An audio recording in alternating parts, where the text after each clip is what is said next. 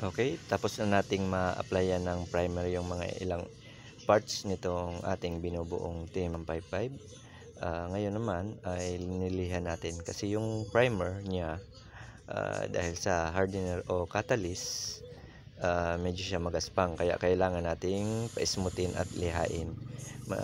Ang ginawa nating liha ay yung pinakapino lang. At ngayon naman maghahalo na tayo ng jet black kasi second coating natin nito ay ang jet black.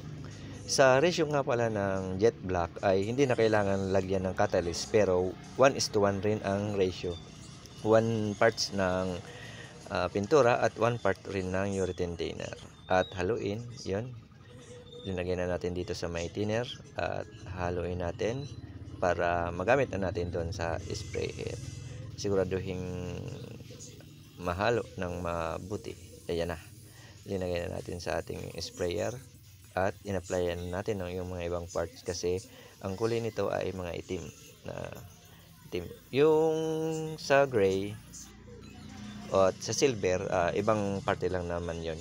Kaya ngayon, inuna muna natin yung portion na pyesa ng may mga itim na kulay para hindi magalo-halo yung pintura sa ating spray gun. Kaya yan. Pero after natin yun mahalo, lilinisan natin spray gun. Alright.